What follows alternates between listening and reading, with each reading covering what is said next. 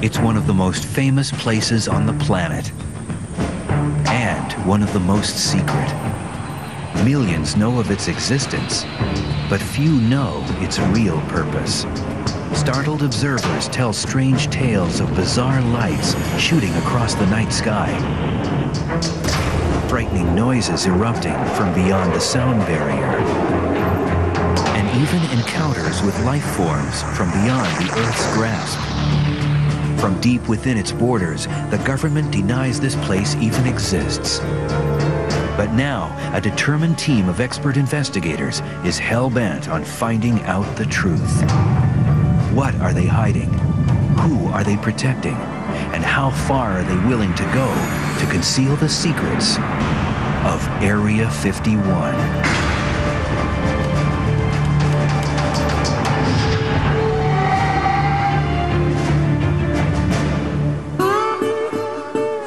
The thing that makes it interesting is they deny that it's there. Area 51 is unlike any other U.S. military base. Located deep in the Nevada desert, this top-secret facility is surrounded by a wall of rugged, unforgiving mountains, protected by an impenetrable ring of security that keeps the base beyond the reach of intruders, and, critics charge, all government oversight. Reports of strange advanced aircraft suggest they may be testing anti-gravity propulsion, a revolutionary aviation system once reserved for science fiction. Chuck Clark may be the world's foremost authority on Area 51. As a professional astronomer and aviation hobbyist, he's always had a fascination with the base, which the U.S. military claims is simply an aircraft test site. In the remote Nevada desert, the tiny town of Rachel is the closest most people get to the high-security base called Area 51. It trades on wild claims of UFOs, but many think the government encourages alien theorists to propagate myths about Area 51 in order to discredit legitimate watchdogs.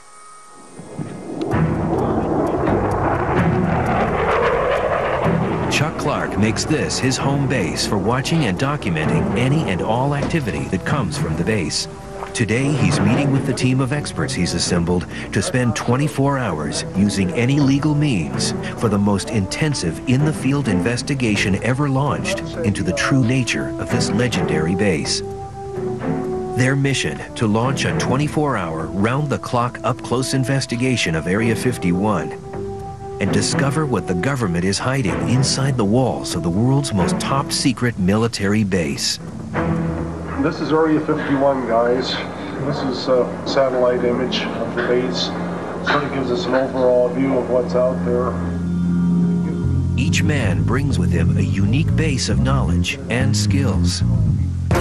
Guy Norris is an award-winning military aviation reporter. He's been studying top-secret airplanes and air bases his whole career.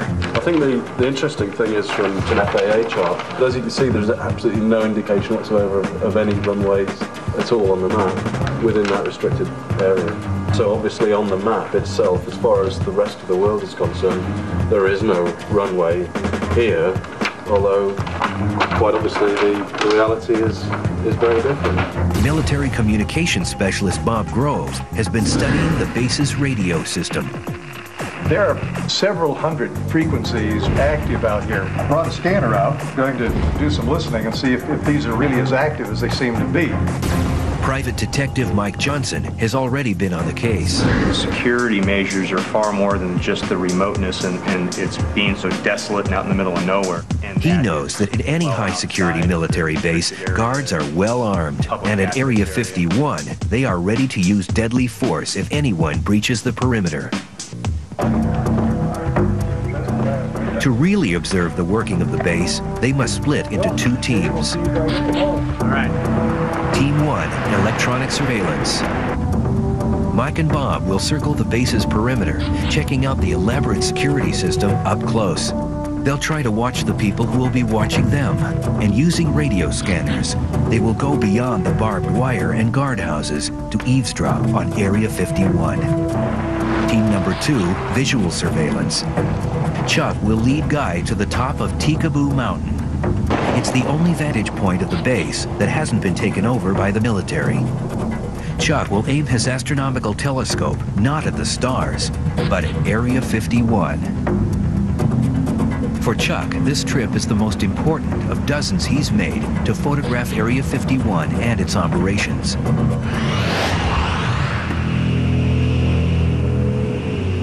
Years ago, Chuck retired to tiny Rachel, Nevada, so he could get a closer look at the military's latest airplanes. But the more Chuck peered beyond the walls of Area 51, the more he saw that the base was operating according to its own rules, under separate command, out of view, and above the law.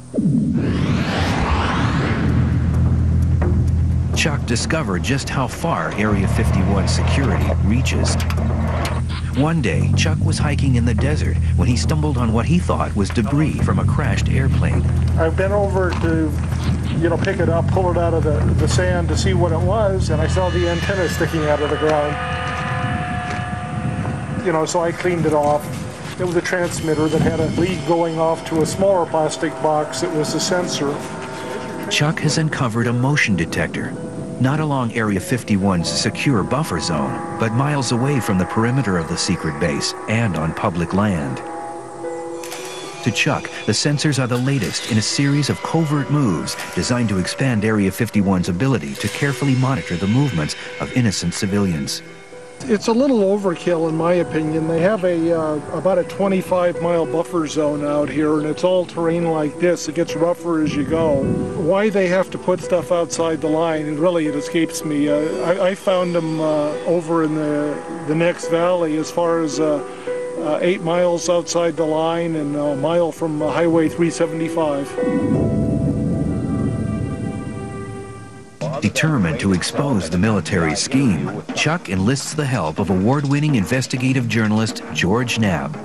It took us about half an hour to find the first sensor. 5 minutes after that, we found the second one. So there's your transmitter right there.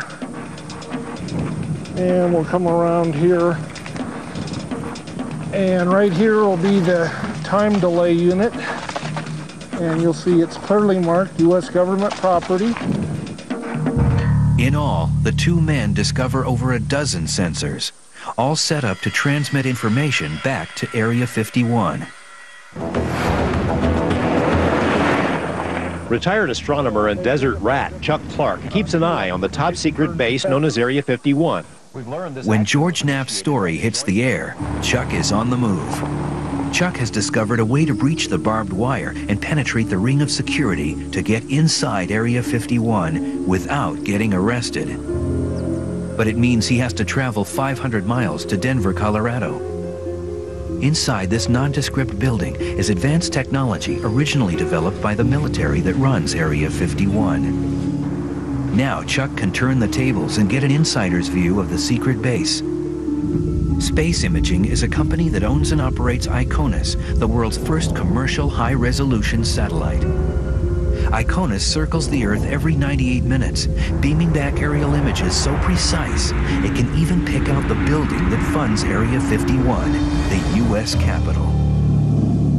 So Chuck, what's your interest in Area 51? I moved out there about 10 years ago, and whenever I wasn't photographing the stars in the heavens, I pointed my big lenses at the base. Ooh, I'm sure they love that. Oh, they loved it. Using the ICONUS aerial photos, the team at Space Imaging is able to assemble an accurate 3D model of Area 51. The U.S. government may not like Chuck, but they can't stop Space Imaging from giving him his first real peek inside the ultra-secret base. Oh, boy. This is Area 51, built with our ICONUS imagery, and then we're able to fly through with this software. That's fantastic. I have photographs that I've taken showing the fronts of these, but I've never seen this building. And I did notice some sand on the runway, so I wasn't sure if there hadn't been something that had landed there recently, or maybe the aircraft began landing right about here. Maybe that dust is just painted on for a deception, too. Mm-hmm. These are, some nefarious people that are running this place, and they might think of something like that. Yeah. Is this public information? I'm sort of, little brother watching big brother. You watch mundane things long enough and you figure stuff out. the security as tight as all the rumors I've heard and what I've seen on TV? Well, it's probably tighter. The security has sensors that are set up miles outside the perimeter, and so they're out there watching you long before you get anywhere near the line. Whoa. I'm not going to disappear after this show. Probably, but... In Denver, Chuck's mission is accomplished. He quickly hits the road again, determined to share his findings with the rest of his team. But while Chuck was getting his glimpse inside Area 51, the federal government was already striking back, as he's about to learn the hard way. I got a call from a friend of mine with the FBI who said, "What the hell are you doing up at Area 51? Something heavy was going to come down real soon. Something bad for Chuck."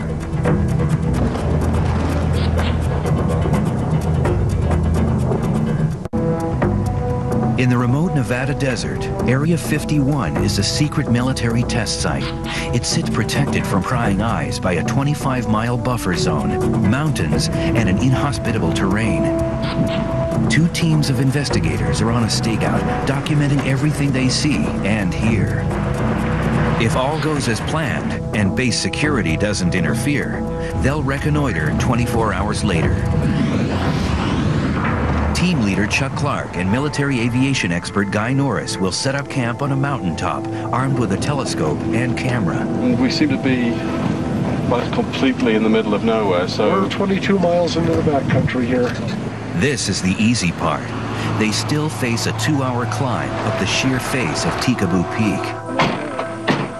Wow, so that's how high then? That's around just a few feet below 8,000. We're roughly at 7,000 right here. So we're really on our own out here, aren't we? Yeah, you're on your own. You could be in a whole bunch of trouble up here if you broke a leg or something. Chuck Clark knows what trouble is. Since George Knapp's broadcast of Chuck's discovery that Area 51 security was hiding motion detectors outside its legal perimeter, the Men in Black decided to teach Chuck a lesson. While Chuck was immersed in space imaging's model of Area 51, the feds were swooping down on his desert home. FBI agents have confirmed that a search warrant was served last night on the home of a self-described military watchdog in the tiny town of Rachel, near the mysterious Area 51 military base. It's an exclusive story you will only see here. We've learned this action was initiated by the Joint Terrorism Task Force. The search warrant remains sealed, and the FBI won't say what was seized from the home of Rachel resident Chuck Clark. Well, I was just driving over to Dave's house, and I noticed that there was a whole bunch of guys standing around over at Chuck's. Bill Whiffen lives down the road from Chuck Clark and knew he was out of town. At first, he thought Chuck was being robbed, so he grabbed his camera and started snapping.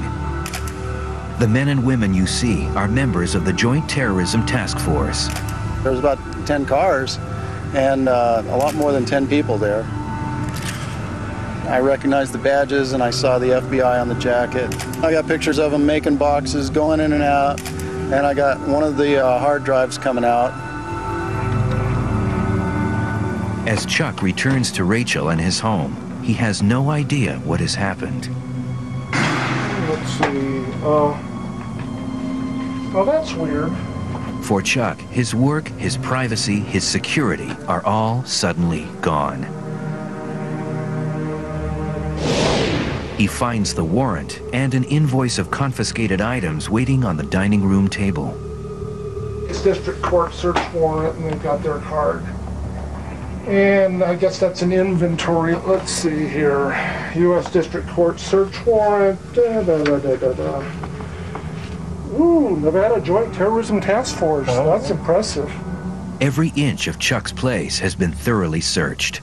Basically, they took a whole list of stuff. Scanners, radios. They took 6 floppy disks, 15 CDs, Area 51 photos, film negatives. 2 photo albums. They took the monitor. I don't know why the hell they take a monitor. What information is in a monitor? The phone. Word spreads quickly. Calls come from friends and neighbors. Hello? Oh, I understand some feds visited my place while I was gone. No, I haven't been disappeared yet. That'll be tonight. I'm doing things I know they don't want me to do, but I'm not doing anything illegal. You know, I think they resent the fact that we're starting to publicize their sensors on public land. Now, the message they were trying to send to them was knock it off.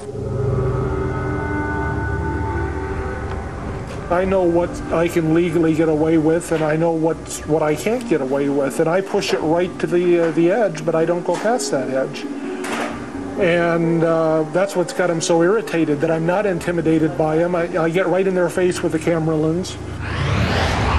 Aware that the government is investigating Chuck, his other teammates, security expert Mike Johnson and audio expert Bob Grove, take up their part of the mission. They are just 2 miles from the rear entrance to Area 51, and they're certain that security can see them coming. There's several ways that they can sense, of course. I'd imagine they're listening to us right now. Well, it could be. They're certainly watching us, but I'd imagine they're listening pretty close. Fence line right up there.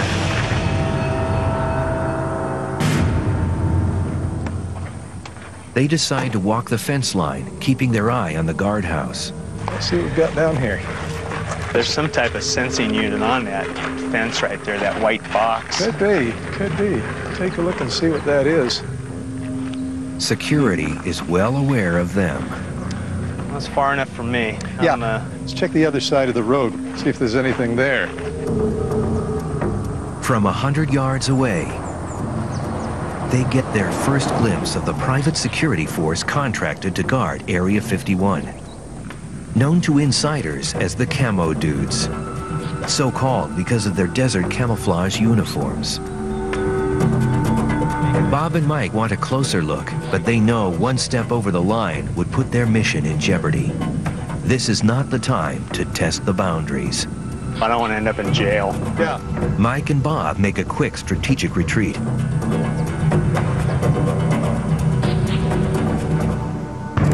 Up next, Area 51 comes alive. Unbelievable. And we go inside Area 51 with Mr. X. Absolute power is true. Corrupts absolutely. When we return, 2 crews of renegade researchers battle fatigue in the harsh desert environment as part of a 24-hour vigil to uncover the mystery of a place whose existence is still denied by the government. I should have been in training for this. Well, Back on the mountain, Chuck and Guy make their way up the dangerous path to the summit of Tikaboo Peak, carrying a 50-pound telescope and gear for the cold night ahead. the first half mile here up to the first ridge is killer. It's steep and loose. And it gets steeper as we get higher. Their destination, the only available view of Area 51.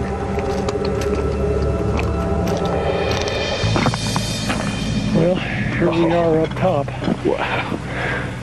That is so spectacular, isn't it? So what do you think? Is it worth the climb? Yeah, I mean, I'm finding it difficult to describe to you actually what it's like. I think the weird thing is that although we're here on planet Earth, you feel like you're on the edge of another world out there. Looking out across the desert through the heat haze, there is another world, one the government has tried to hide from prying eyes. It's Area 51. Yeah, I can see some buildings glinting sort of thing in the sun, and I can make out one of the runways. Unbelievable. I can't believe I'm actually seeing it. It's unbelievable. After all this time, it's incredible. It's not really a myth. Yeah, it really exists. Chuck and Guy hurry to make camp on the bare mountaintop, all too aware that if they can see the base from here, the base can see them. They're 26 miles away and must rely on Chuck's telescope and telephoto camera to let them spy on and document any activity at Area 51. With the eyepiece in place, it will give us about a 50-power look.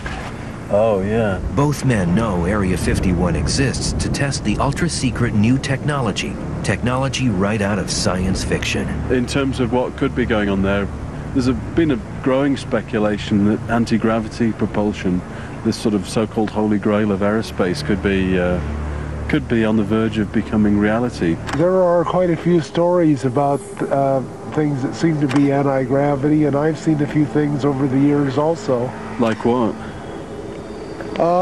Objects that rise slowly and sort of hang motionless for minutes at a time, and then suddenly dart halfway across the sky in a second or two and stop instantly, or make a high-speed V-turn. That's incredible, isn't it? You never know what you're going to see. They're testing all sorts of things here. On the desert floor, disguised as campers, Bob Grove and Mike Johnson are setting up to monitor anything coming or going inside Area 51. They won't be able to see directly into Area 51, but Bob will be able to monitor any transmissions. If there is a presence of phenomena of any type, it can be measured in a physical sense, and there are a variety of test instruments that can do that. For example, this little device, turn it on here. You hear that little chirping sound? This indicates that we have transmitters on, and you and I happen to know that we have because each of us is wearing one. It's our little wireless microphones. Right. With monitors set, Bob and Mike settle in for a long night of listening.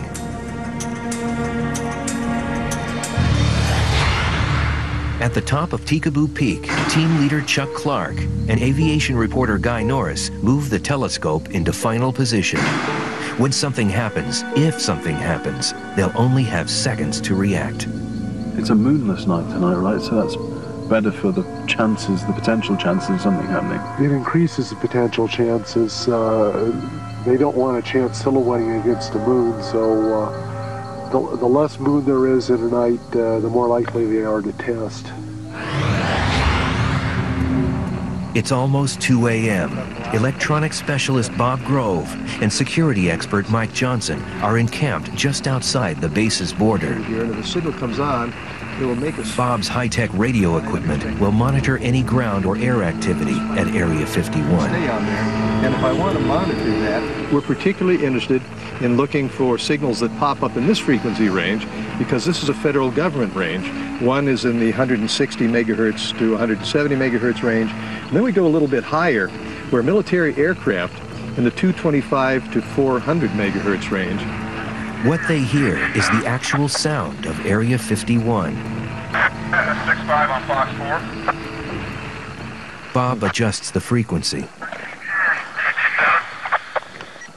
What's that chatter that we're hearing there on the radio? That's security. Okay. Talking about us? Could be. Mike and Bob suspect they're being monitored by Area 51 security. They will ride out the night waiting to see if they'll be hassled by the legendary security team.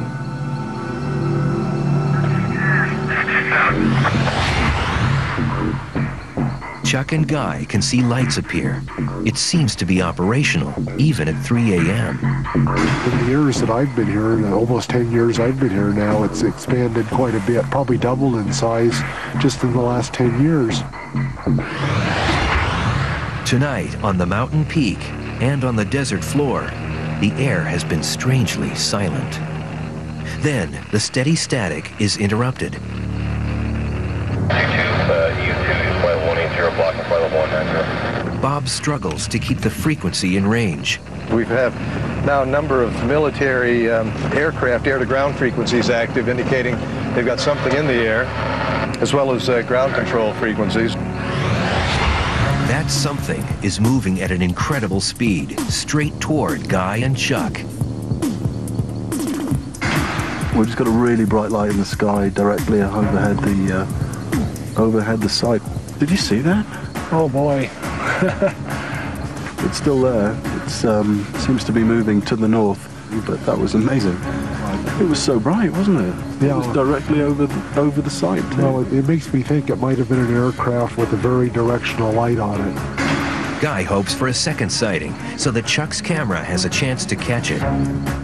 But the sky suddenly goes quiet over Area 51. The runway goes dark. When we return, the next morning brings more flights. Oh, there's a MiG-29. Excellent. Mr. X takes us inside the super-secret base. It's an Air Force separate from the normal Air Force above the regular Air Force. And Mike Johnson gets too close to the truth. We got the Las Vegas Metropolitan Police Department watching me. I definitely got his attention. It's 5:30 a.m. As the dawn breaks, Chuck and Guy use the telescope to view the base one final time before the heat haze obscures the image. There's the control tower on the left of that little higher hill in the center. Yeah. You see the top 20 feet of it. Oh, yeah, right. And it looks like the vehicles are over on the left side of that new taxiway now.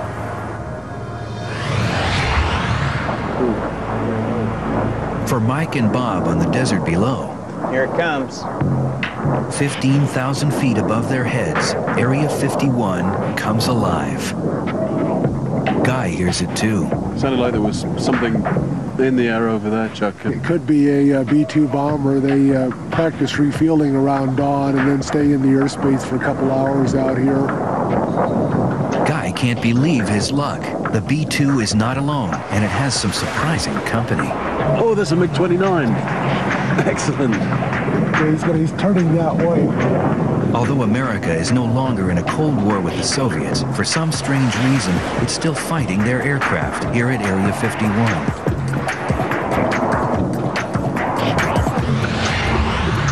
In the valley below, Mike and Bob suspect they have been watched all night by base security. They are ready to meet with Chuck and Guy, but have one last place on the map to check. Well, if I listened to Chuck correctly, the main gate ought to be about 10 miles or less off there toward that hill. As they close in on the official entrance, Mike is startled by something in the mirror. Barreling toward them is an enormous vehicle. With its windows painted black to protect or hide its passengers, it speeds toward a day's work at the top secret base. Holy smokes. The bus doesn't even slow down. I think the bus is doing a little more than 45, maybe 145. He was hustling. He was. To prepare for this 24-hour vigil, Mike Johnson spent weeks on the strangest stakeout of his career. His target? An Area 51 employee who will talk for the first time about life on the base.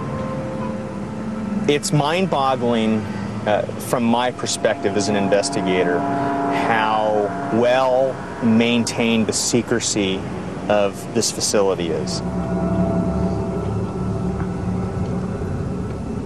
The first step, how many people work there, and how do they get to the remote desert base? Area 51 is located 140 desolate miles north of Las Vegas. For years, it's been whispered that a secret airline shuttles hundreds of Area 51 employees every weekday from their homes near Las Vegas to their classified jobs on the base. The name? Janet Air.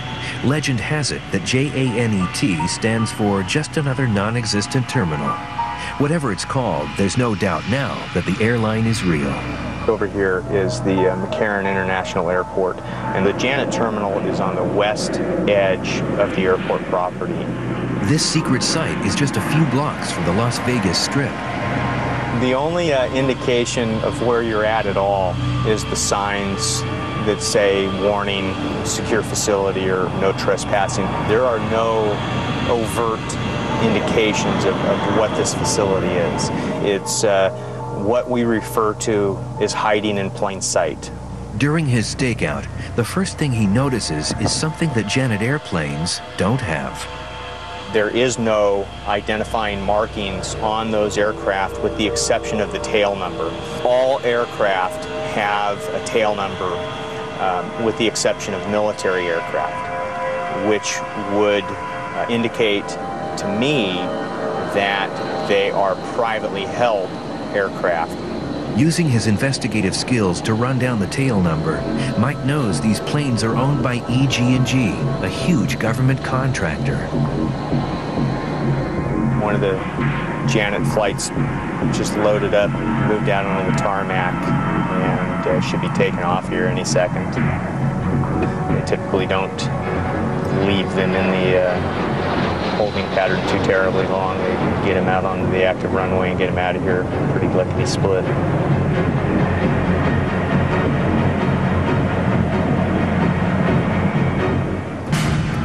Every day, hundreds of men and women pass through these gates on their way to work at Area 51. We're seeing a car go in now. The guard just stepped out. This driver's going to display some form of identification, and the guard's trying to figure out what I'm doing, and he's watching me, watching him. Mike is on public property, but he still has reason to worry. The guard hasn't taken his eyes off Mike's car. I definitely got his attention. He knows I'm here. Here's a chance to check out the system's security. But it could also lead to compromising the mission or jail.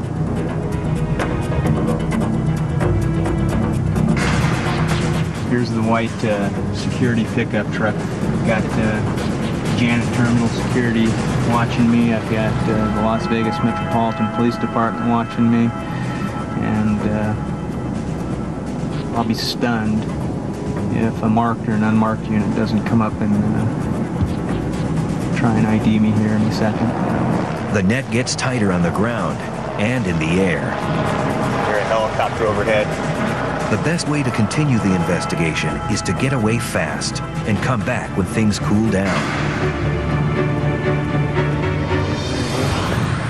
Coming up next, the 24 hours are almost over. No trespassing beyond this point. Photography of this area is prohibited. Mike Johnson is hot on the trail of an Area 51 vet. The lives were put at risk just to keep the nature of this place secret. Time is running out, but Mike and Bob know they're close. I see orange markers on the hillside there, and that's what Chuck said delineated their boundary. When there's some type of unit sitting up there, and here's the boundary right here. Yeah, there we are. This is as far as I want to drive. This humble stretch of road is one of the most secure spots on the planet.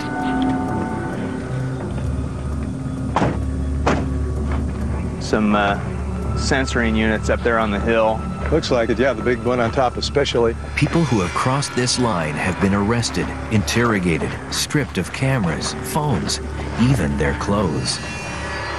No trespassing beyond this point. Photography of this area is prohibited. Well, I think this is probably about it. This is as far as I'm willing to go. Yeah. Of the hundreds of people who work at Area 51, why have none of them come forward with information? What kind of threat does the government hold over their heads? Mike's investigation has led to uncovering the addresses and backgrounds of people who park their cars in a secure Las Vegas air terminal and fly to the super secret base. Now it's time for him to take the next step and reach out. An unmarked black SUV pulls out of the gate. This could be the opportunity of a lifetime. I spent a couple days out here and I watched the activity. I was able to do some research and find out the owner of the vehicle is an employee at the test site. Mike is more determined than ever to track down someone who can unlock Area 51's mysteries from the inside. With Mike tailing close behind, the black car moves off the freeway. It's a promising turn of events. The further his target goes from the intimidating glare of base security, the more likely he is to talk. I don't have a clue what leverage the contractor or the government uses, but man, they must sign their life away.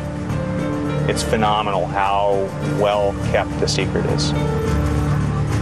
Rush hour traffic slows the chase down, and for a moment, Mike loses sight of his target. The car I'm following is at least a quarter mile ahead of me right now. Mike manages to pick up the trail again. Now he weaves between vehicles, staying close enough to keep a constant watch on the black SUV. while being careful not to blow his cover. Our guy is still up in the #1 lane. Let's see how lucky I can get. The chase moves from the freeway to city streets and begins to draw to a close in this slow-paced suburban neighborhood. These people are your average middle-class, upper-middle-class folks. They're your next-door neighbor, the parents of your children's best friend. They just happen to have a super-secret job. We'll see what happens here, and then go knock on the door.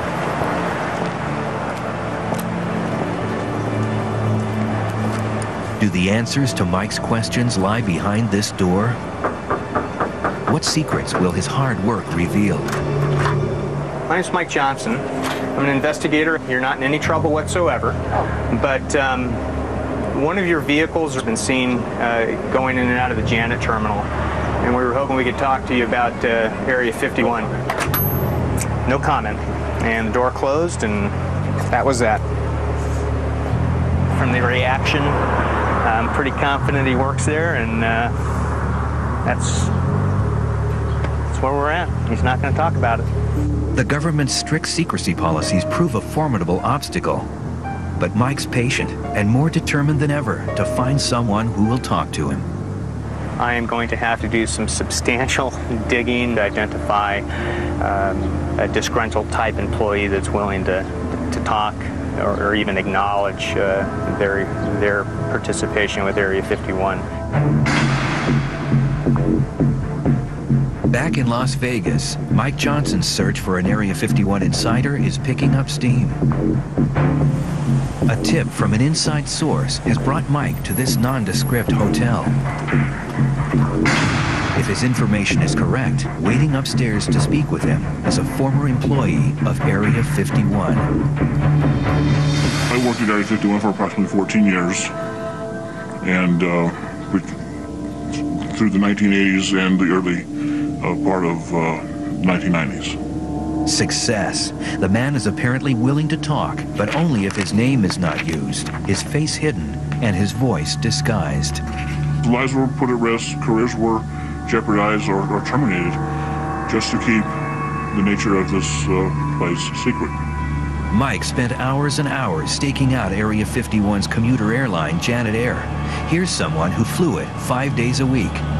After you'd arrived at McCarran, you were to go park your vehicle, walk inside the terminal where you would surrender your baggage to ensure that you weren't carrying any tape recorders, cameras, things of that nature.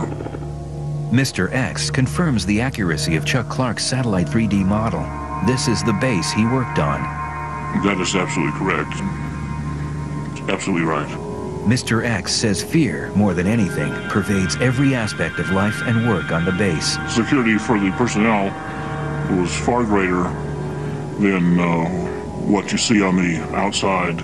If you made a call home, you had to be very careful as to what you said to your wife or your children, as to divulge where you might be, when you might be coming home, what method of travel you might use. What sort of work warrants this kind of secrecy and security? It's a test facility for experimental aircraft. Okay. Simple as that. The United States has projects that are deemed classified for one reason or another, and they are tested and proven at that particular location. But Mr. X says Area 51 is unlike any other Air Force base. It is an Air Force separate from the normal Air Force, absolutely. And the attitude of the individuals up there is, yes, we are not the regular Air Force. We're somewhat above the regular Air Force. He says those who run Area 51 regularly risk the lives of their own workers. Absolute power is true, corrupts absolutely. And these individuals up there are definitely operating, like the Apocalypse Now, operating without any decent human restraint. They're on their own mission. Moreover, Mr. X says anyone who challenges that mission is dealt with swiftly. This individual that I knew expressed grave concerns over personnel being exposed to toxic chemicals, hazardous waste, if you will. He was told that basically the project was behind the curve. They needed to expedite its completion, and that kind of information would be kept from those personnel. And when he challenged that, he was dismissed, removed from the base. Mr. X is well aware of the risks of talking, but he says that unless the truth comes out, corruption could very well destroy the base's very real military functions. I think there should be a congressional investigation of the place.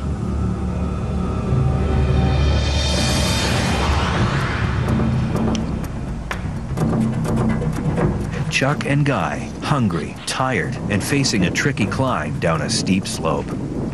They can't be sure that they've eluded base security until they're safely back at their rendezvous point. Sitting on a rise with a perfect view of Mike and Bob is a member of the Area 51 security force known as the Camo Dudes. They're not military, but a private police force assigned to keep everyone away from Area 51. Here's the deal. We are his excitement. There's a real live person in there really watching us, listening to us right now. He's probably laughing at me talking about him.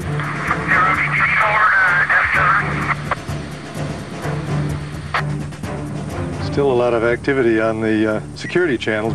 Well, I think we've seen just about all we're going to see here, and I'm not willing to go any further. Yeah, I don't think we should tempt fate. With security definitely alerted to their presence, they know it's time to leave and meet up with Guy and Chuck.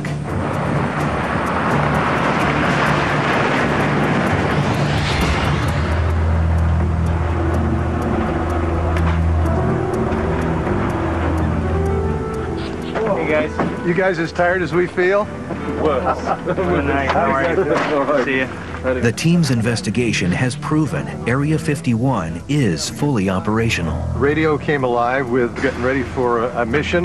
We had an excellent view of the base. It was incredible at that range, you know. If what Mr. X says is true, then men like Chuck Clark and his teammates may offer the best hope for reforming a military base where absolute secrecy is eroding the line between fact and fiction. We're the only superpower left, and yet secrecy at Area 51 has grown rather than decreased in the last couple of years. And you have to ask yourself, why? Why does the military cloak Area 51 in such a thick veil of secrecy? Is it to protect national security? Or does it merely provide cover for more nefarious activities? Either way, the government's not talking. But take a trip out to the desert, walk right up to Area 51's perimeter, and look headlong at the fence that's keeping you out. What Chuck or any of his cohorts will tell you straight up, if you want answers, the truth is in there.